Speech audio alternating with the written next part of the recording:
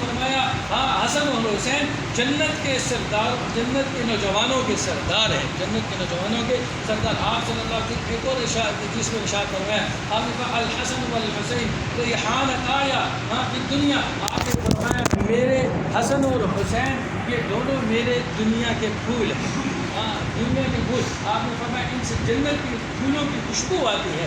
آپ صلی اللہ علیہ وسلم نے ارشاد فرمایا اے اللہ میں حسن اور حسین سے محبت کرتا ہوں، تو بھی ان سے محبت فرما۔ اور ایک جگہ آپ نے ارشاد فرمایا ہاں آپ نے فرمایا میں حسن اور حسین سے محبت کرتا ہوں، جو ان سے محبت کرے گا وہ مجھ سے محبت کرے گا، جو ان سے بغض ومن ابغضہما، جو ان سے بغض رکھے گا فقط ابغضنی، فرمایا وہ مجھ سے بغض رکھے گا۔ ہاں حسن اور حسین کے ساتھ محبت کو ہاں اللہ آپ صلی اللہ علیہ وسلم ایمان کا جز کرا۔ ہاں آپ صلی اللہ علیہ وسلم کے ازواج ہاں یہ اہل بیت ہیں۔ اب دیکھیں حضرت حسین رضی اللہ تعالیٰ عنہ میں نے آج کے 5 شعبان 4 ہجری کو پیدا ہوئے۔ حسن اور حسین کی عمر میں صرف 11 ماہ کا فرق ہے۔ حضرت حسن رضی اللہ تعالیٰ عنہ 11 مہینے اپنے بھائی حضرت حسین سے بڑے تھے، 11 مہینے اپنے بھائی حضرت حسین سے بڑے تھے۔ حضرت حسن پیدا ہوئے اور حضرت علی رضی اللہ عنہ ان کا نام رکھا حرب کہتے ہیں جنگجو، ہاں حرب نام رکھا۔ نبی پاک صلی اللہ علیہ وسلم تشریف لائے، پوچھا علی کیا نام رکھا؟ کہا یا رسول اللہ حسن نام حرب نام رکھا۔ آپ نے فرمایا نہیں اس کا نام حسن ہے۔ آپ صلی اللہ علیہ وسلم نے اپنے نواسے کا نام حسن رکھا۔ ہاں وہ بھٹی والی جو تھی آپ نے اپنا لعاب ان کے منہ میں ڈالا۔ ہاں آپ سب دونوں کے ہاں حسن اور حسین دونوں کے کانوں میں آپ صلی اللہ علیہ وسلم نے خود اذان دی۔ 7ویں دن ہاں حقیقہ کیا، 2 بکرے ذبح کیے، سر کے بال منڈوائے اور اس کے مطابق آپ صلی اللہ علیہ وسلم نے چاندی ان بالوں کے قدر جتنا بدن تھا اس کے بقدر آپ نے چاندی صدقہ کی ہے۔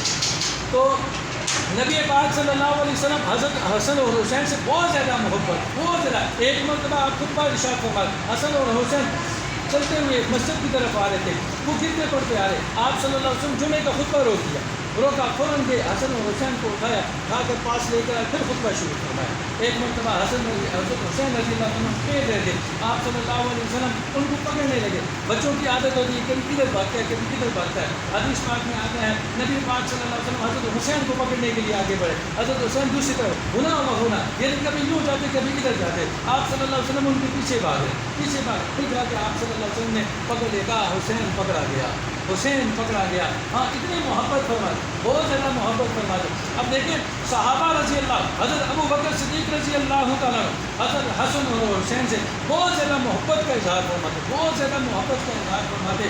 حضرت حسن رضی اللہ تعالیٰ نبی چہرے سے لے کر کمر تک نبی پاک صلی اللہ علیہ وسلم کے مشابہ، کمر سے لے کر آگے پاؤں تک حضرت علی رضی اللہ عنہ کے مشابہ، حضرت حسین رضی اللہ عنہ سر سے لے کر یہ کمر تک حضرت علی کے مشابہ تھے، اور کمر سے لے کر پاؤں تک حضرت نبی پاک صلی اللہ علیہ وسلم کے مشابہ۔ اس لیے آپ صلی اللہ علیہ وسلم ارشاد فرمایا کرتے تھے حسن میرا بیٹا ہے، وہ چہرہ ان کے نبی علیہ السلام کے مشابہ، آپ فرماتے ہیں حسن میرا بیٹا ہے اور حسین علی کا بیٹا ہے۔ ایک مرتبہ کشتی کروا رہے، حضرت فاطمہ رضی اللہ عنہ کے پاس موجود ہے، دونوں بھائی آپس میں کشتی کر رہے ہیں۔ آپ حضرت حسن کو فرمائے شاباش حسن، شاباش حسن۔ حضرت فاطمہ فرمانے لگی یا رسول اللہ حسن کو شاباش دیتے جا رہے ہیں، حسین کو شاباش۔ آپ نے فرمایا حسین کو شاباش دینے کے لیے جبریل امین، ہاں جس کو شاباش دینے کے لیے جبریل امین تشریف لائے ہیں، ہاں جبریل امین ان کی طرف شاباش، حضرت حسین رضی اللہ عنہ کو شاباش دے رہے ہیں۔ ہاں آپ اس میں مشترک ہے۔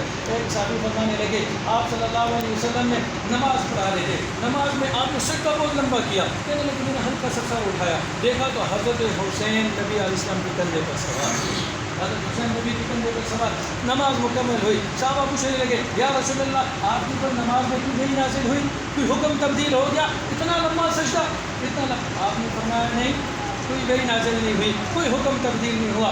کہا کہ بھئی حسین میرے کندھے پر سوار تھا، میں نے کہا ایسا نہ ہو کہ کہیں گر جائے، اس کو لگنا چاہیے۔ ہاں اس حسین کے لیے آپ صلی اللہ علیہ وسلم نے اپنی نماز کو لمبا کر دیا، ہاں نماز کو لمبا کر دیا۔ میرا محترم بھائیو، اب دیکھیں حضرت ابو بکر رضی اللہ تعالیٰ حسین رضی اللہ تعالیٰ سے بڑی محبت کا اظہار فرماتے۔ ہاں حضرت عمر رضی اللہ تعالیٰ کے دور میں، ہاں دور خلافت میں حضرت عمر رضی اللہ تعالیٰ بڑی محبت، اہل بیت سے بڑی محبت، اپنے بیٹے حضرت عبداللہ بن عمر کے لیے 2000 وظیفہ مقرر کیا، حضرت حسن اور حسین رضی اللہ عنہ کے لیے 5,000 درہم انہوں نے مقرر کیے۔ حضرت عبداللہ کہنے لگے ابا جان میں تو بدری صحابی ہوں، یہ بدر میں تو شریک نہیں تھے، میں تو بدری صحابی ہوں، میرے لیے 5000، ان کے لیے 5000 آپ نے مقرر کیا۔ حضرت عمر فرمانے لگے ہاں ان کے والد تیرے والد سے بہتر ہے، ان کا نانا تیرے نانے سے بہتر ہے، ان کی والدہ تیری والدہ سے بہتر ہے، کہا کہ اس لیے میں نے اس کا مقرر کیا، 5000 درہم مقرر کیے۔ حضرت عمر رضی اللہ عنہ ایک مرتبہ منبر پر خطبہ ارشاد فرمایا، خطبہ دے رہے تھے۔ حضرت حسین رضی اللہ عنہ چھوٹے تھے، حضرت عبداللہ رضی اللہ عنہ حضرت عمر رضی اللہ عنہ کے بیٹے پاس بیٹھے تھے۔ حضرت حسین کہنے لگے یہ جو خطبہ دے رہے ہیں نا، منبر کے اوپر جو خطبہ دے رہے ہیں یہ ہمارا غلام ہے۔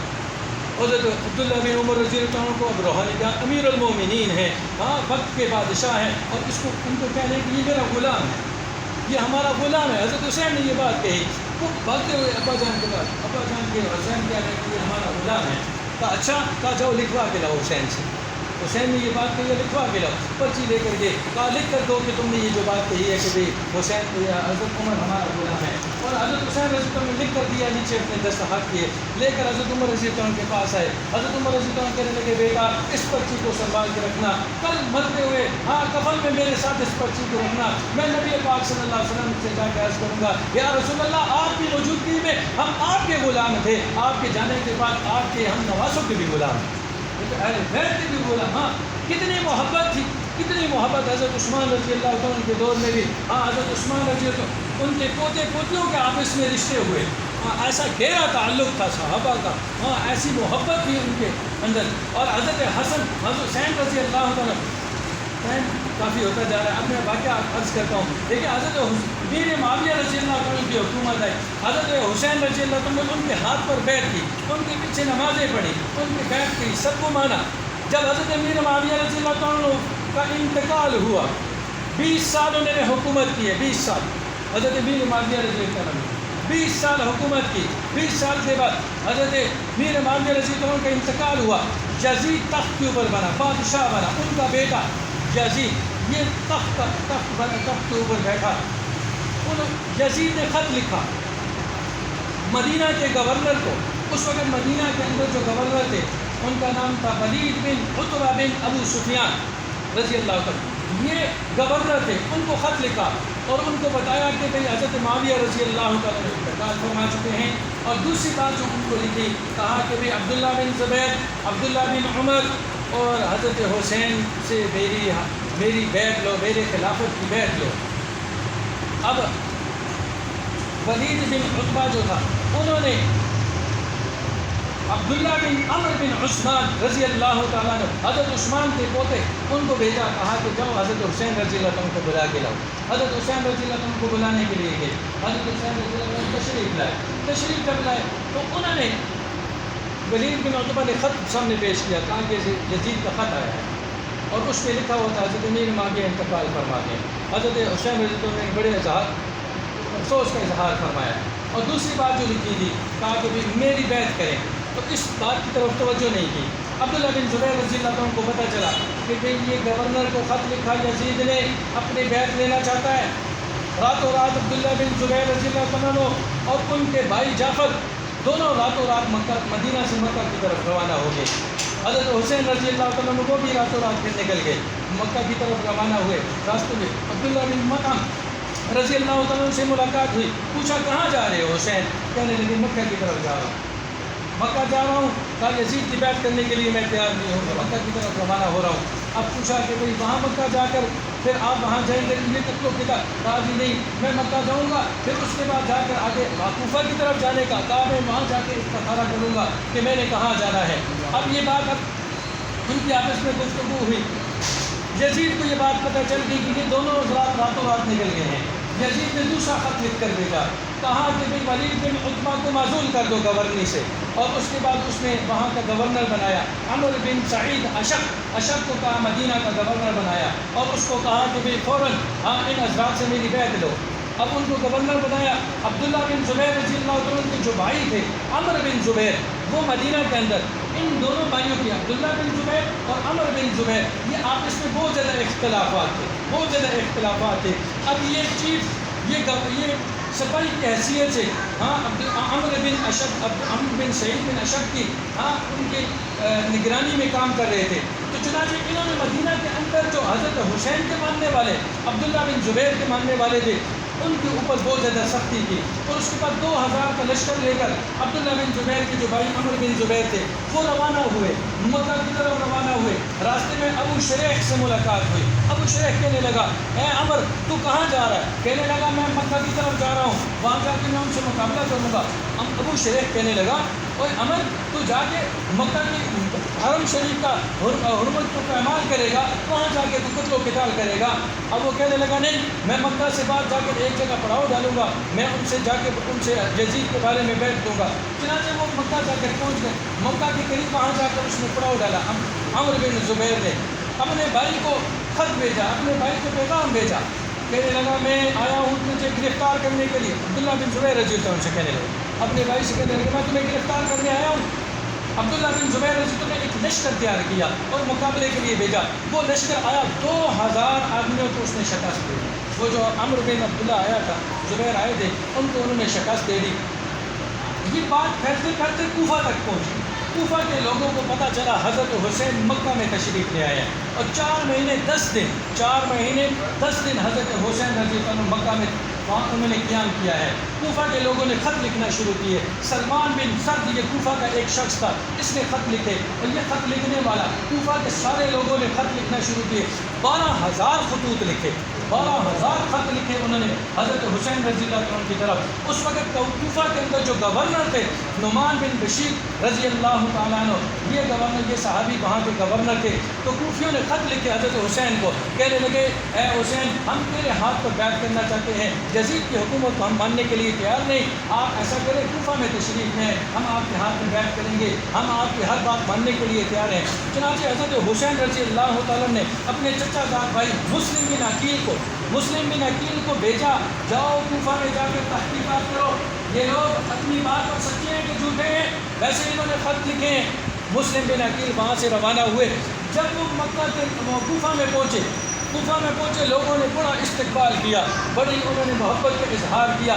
مسجد میں وہ ٹھہرے اور 18,000 آدمی جمع ہو گئے، 18,000 کوفی جمع ہوئے۔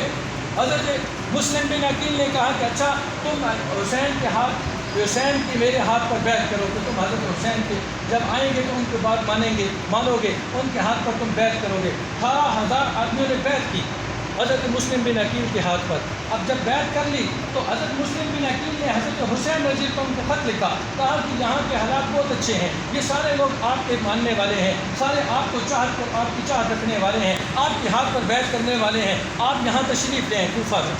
حضرت مسلم بن عقیل نے جب خط لکھا تو ظہر کی نماز میں آدھے سے زیادہ کوفی سارے مکر گئے، سارے جب خط لے کے روانہ ہوئے وہ حضرت حسین کی طرف، تو پیچھے سے سارے کے سارے کوفی جو تھے وہ سارے کے سارے مکر گئے، کہنے لگے ہم حسین کا ساتھ دینے کے لیے تیار نہیں۔ شام کے وقت ایک کوفی بھی باقی نہیں رہا، مسلم بن عقیل اکیلے رہے، سب نے غداری کی، سارے کوفیوں نے غداری کی، مسلم بن عقیل اکیلے رہ گئے۔ ادھر سے یزید کو پتہ چل گیا، کہنے لگا کہ بھئی یہ مسلم بن عقیل کوفہ میں آئے ہیں۔ اس نے فوراً خط لکھا اور خط لکھا عبید اللہ بن زیاد کو، کہنے لگا نعمان بن بشیر رضی اللہ عنہ جو کوفہ کے گورنر ہیں انہیں گورنری سے معزول کرو، تم وہاں کے گورنر بن جاؤ۔ عبید اللہ بن زیاد سے کہا تم وہاں کے گورنر ہو، گورنر بنتے ساتھ ہی مسلم بن عقیل کو یا تو گرفتار کرو یا اس کو قتل کر دو یا کوفہ سے اس کو نکال دو۔ 3 آرڈر جاری کیے یزید نے، 3 آرڈر جاری کیے عبید اللہ بن زیاد کی طرف، اور عبید اللہ بن زیاد فوراً وہاں کا گورنر بنا، نعمان بن بشیر رضی اللہ عنہ کو وہاں سے معزول کیا، اور اس کے بعد اس نے محمد بن اشق ایک یہ لیڈر بنا کر 70 آدمی اس کے ماتحت بھیجے مسلم بن عقیل کو پکڑنے کے لیے۔ اب وہ محمد بن اشق جب مسلم بن عقیل کی طرف گیا تو حضرت مسلم بن عقیل کو پتہ چل گیا کہ یہ لوگ مجھے پکڑنے آئے ہیں، چنانچہ وہ پہلے ایک آدمی کے گھر میں چلے گئے، وہاں مخبری ہوئی، وہاں سے نکلے دوسرا ایک آدمی تھا ہانی بن عروہ کے گھر چلے گئے، وہاں مخبری ہوئی، کسی نے بتایا کہ وہ وہاں موجود ہے، وہ وہاں سے نکل کر عبداللہ کے گھر چلے گئے، عبداللہ وہاں ایک شخص ہے اس کے ہاں گئے، اس نے جا کر مخبری کر دی، کہنے لگا مسلم بن عقیل ہمارے گھر میں ہے۔ اب وہ 70 آدمیوں کا جو قافلہ مسلم بن عقیل کے پاس پہنچا تو مسلم بن عقیل نے ان کے ساتھ اکیلے اکیلے ان کے ساتھ مقابلہ کرنا شروع کیا، بہت سارے آدمیوں کو ان کو قتل کر دیا۔ اب محمد بن اشد کہنے لگا اے مسلم بن عقیل، اپنے آپ کو کیوں ہلاکت میں ڈالتا ہے، اپنے آپ کو کیوں مشقتوں میں ڈالتا ہے، تو اپنے آپ کو میرے سپورٹ کر دے، میں تجھے امان دیتا ہوں، تجھے کوئی قتل نہیں کرے گا۔ حضرت مسلم بن عقیل پیچھے دیوار کے ساتھ ٹیک لگا کے کھڑے تھے، انہوں نے اپنے آپ کو ان کے حوالے کیا۔ جب حوالے کیا محمد بن اشد نے پکڑتے گیا، جب اس نے پکڑا تو فوراً سب سے پہلے ان کا اسلحہ ان سے چھین لیا۔ مسلم بن عقیل روئے تھے، کہنے لگے دیکھو تم نے مجھ سے پہلی غداری کی، میرا اسلحہ تم نے چھین لیا۔ اور پھر محمد بن اشد کہنے لگا دیکھو مسلم بن عقیل، میں تمہارے ساتھ تمہیں قتل نہیں ہونے دوں گا، کوئی زیادتی ہونے نہیں دوں گا، اور تم رو نہیں، تم تسلی رکھو۔ مسلم بن عقیل کہنے لگے دیکھو میں اس وجہ سے نہیں رو رہا کہ میں شہید کر دیا جاؤں گا، میں قتل کر دیا جاؤں گا، کہا میں اس لیے رو رہا ہوں مجھ سے خط لکھوا کر روانہ کیا حضرت حسین کو، یہ کوفی سارے غدار بن چکے ہیں، میں چاہتا ہوں کہ بھئی ایسا نہ ہو کہیں حضرت حسین جہاں کوفہ میں تشریف لائیں کہیں ایسا نہ ہو ان کو شہید کر دیا جائے، میں چاہتا ہوں کہ بھئی تم کوئی ایسا اپنا بندہ بناؤ، ہاں اپنے کسی ایسے قاصد کو بھیجو جو جا کے حضرت حسین رضی اللہ عنہ کو بتایا کہ یہ کوفی سارے غدار ہو چکے ہیں، آپ نے کوفہ میں تشریف نہیں لانا۔ ابھی اس نے کہا ٹھیک ہے میرا آپ سے وعدہ ہے، میں کسی بندے کو خط لکھ کر وہاں قاصد کو بھیجوں گا۔ اب مسلم بن عقیل کو لے کر ابن زیاد کے پاس پہنچا، وہ محمد بن اشد ابن زیاد کے پاس، عبید اللہ بن زیاد کے پاس، اس کو کہنے لگا دیکھو میں نے مسلم بن عقیل کو امان دی۔ عبید اللہ بن زیاد کو غصہ آیا، کہنے لگا میں نے تجھے تو بھیجا تھا اس کو قتل کرنے کے لیے، اور تو کہہ رہا میں نے اس کو امن دے دیا، میں نے اس کو امان دے دی۔ چنانچہ عبید اللہ بن زیاد نے مسلم بن عقیل کو شہید کروایا، وہاں شہید ہو گئے مسلم بن عقیل۔ عبداللہ بن لقید کو حضرت حسین رضی اللہ عنہ نے اپنے چچا زاد بھائی کو ان کو بھیجا جا کے مسلم بن عقیل کی تحقیقات کر کے آؤ، پتہ کر کے آؤ وہ کدھر ہے۔ راستے میں عبداللہ بن لقید کو بھی انہوں نے شہید کرا دیا۔ چنانچہ عبید اللہ بن زیاد نے پھر ایک لشکر بنوایا، ہاں اس نے ایک لشکر بنایا، 1000 آدمیوں کا لشکر حسین بن نمیر کے نام سے قادسیہ کے پاس بھیجا، کہنے لگا جاؤ قادسیہ کے پاس جا کر تم وہاں پڑاؤ ڈالو اور جہاد کی تیاری کرو، دیکھو وہاں سے مکہ سے ایک قافلہ آئے گا، حسینی قافلہ آئے گا، حسین آ رہا ہوگا۔ اب وہ وہاں حضرت حسین مکہ سے روانہ ہوئے، مکہ کے گورنر نے یزید کو خط لکھا، کہا حسین یہاں سے نکل گیا کوفہ کی طرف، ہاں کوفہ کی طرف آ رہے ہیں یہ سارے۔ راستے میں حضرت حسین جگہ جگہ پڑاؤ ڈالتے، لوگوں کے ساتھ گفتگو کرتے، اللہ کی حمد و ثنا کو بیان کرتے، ساری تعریفات ذکر کرتے، اپنا تعارف کرواتے، سارے کے سارے عرب کے چھوٹے چھوٹے جتنے قبیلے تھے حضرت حسین کے ساتھ ملتے گئے۔ حضرت حسین رضی اللہ عنہ نے ایک جگہ مقام حاجز کے پاس وہاں پڑاؤ ڈالا، وہاں پر انہوں نے اپنا قاصد بنایا، قیس بن مصر رحمۃ اللہ علیہ کو اپنا قاصد بنایا، ان کو ایک خط لکھ کر بھیجا، خط دے کر کہا کہ جا کر ان کو پیش کرو، کوفیوں کے پاس جاؤ۔ اب وہ قادسیہ کے مقام پر پہنچے تو پکڑے گئے، پہلے سے انہوں نے قافلہ کھڑا کیا تھا، وہاں پکڑے گئے، وہ پکڑ کر ان کو عبید اللہ بن زیاد کے پاس لے آئے۔ عبید اللہ بن زیاد کے پاس آئے تو اس نے کہا بھئی دیکھو تم میرے گھر کی چھت پر چڑھ کے حضرت حسین کے خلاف باتیں کرو، تو حضرت قیس کہنے لگے ٹھیک ہے میں کروں گا، وہ چھت پر چڑھے، اللہ کی حمد و ثنا کی، پھر حضرت حسین رضی اللہ عنہ کی شان بیان کی، کہنے لگے لوگوں تمہیں پتہ ہے حسین کون ہے، نبی کا نواسہ ہے، فاطمہ کا جگر کا ٹکڑا ہے، علی کے جگر کا ٹکڑا ہے، تمہیں پتہ ہے حسین، انہوں نے حضرت حسین کی تعریف بیان کی۔ عبید اللہ بن زیاد کو غصہ آیا، کہنے لگا اس کو چھت سے گراؤ، چنانچہ ان کو چھت سے گرا کر ان کو شہید کر دیا گیا۔ حضرت حسین رضی اللہ عنہ وہاں سے مقام سالمیہ پہنچے، وہاں پہنچے تو وہ قاصد پہنچ گیا، وہ محمد بن اشد نے جو قاصد بھیجا تھا وہ پہنچ گیا، اس نے آ کے بتایا مسلم بن عقیل کو شہید کر دیا گیا، یہ کوفہ کے سارے غدار ہو گئے ہیں، وہ فرما رہے ہیں کہ آپ نے یہاں کوفہ میں تشریف نہیں لانا۔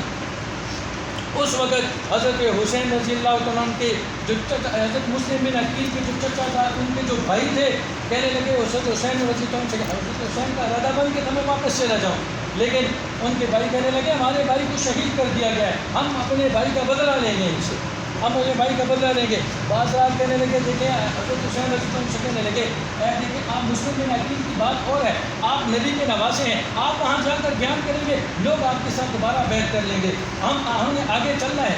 چنانچہ حضرت حسین رضی اللہ عنہ وہاں سے چل پڑے، مقام یالا میں پہنچے، وہاں پر یہ عبید اللہ بن زیاد نے اس نے ایک لشکر 1000 کا لشکر تیار کر کے بھیجا، حر بن یزید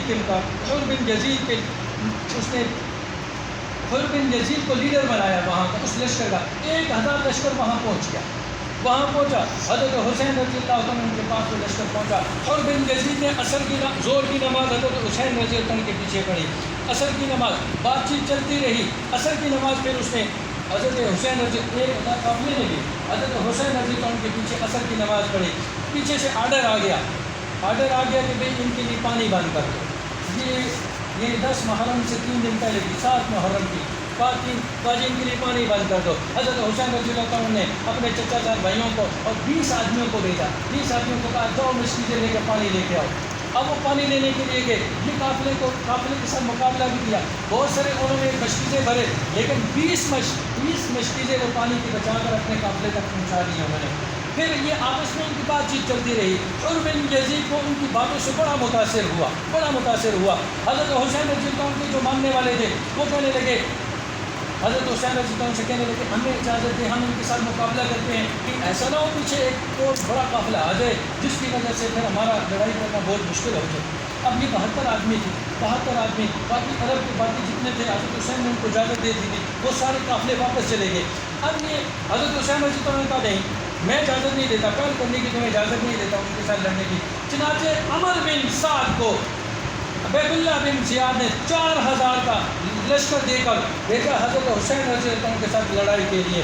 اب وہ 4000 کا لشکر لے کر آیا، حضرت حسین رضی اللہ عنہ نے ان سے بات چیت کی، بہت مذاکرات کیے، پھر اس کے بعد 3 شکیں پیش کی، کہا کہ دیکھو مجھے یا تو مدینہ واپس جانے دو، پہلی بات، یا مجھے مدینہ میں واپس جانے دو، دوسری بات کہا کہ یا تو مجھے یزید کے پاس جانے دو تاکہ میں یزید سے جا کے مل کر اپنے معاملات حل کروں، تیسری بات اگر تم مجھے نہ مدینہ جانے دیتے ہو نہ یزید سے ملنے دیتے ہو تو تیسری بات ہے مجھے صحرا کی طرف جانے دو۔ اب یہ محمد عمر بن سعد نے جب یہ باتیں سنی اور اس نے پھر خط لکھا، یہ عبید اللہ بن زیاد کو خط لکھا، اس نے کہا معاملہ بالکل پرامن ہو چکا ہے، آپ ان باتوں میں سے کسی ایک بات کو تسلیم کر لیں، ہاں پھر اس میں مسلمانوں کو کسی کو نقصان نہیں پہنچے گا، نہ لڑائی جھگڑا ہوگا، نہ کسی کو قتل و بیکار کرنا پڑے گا۔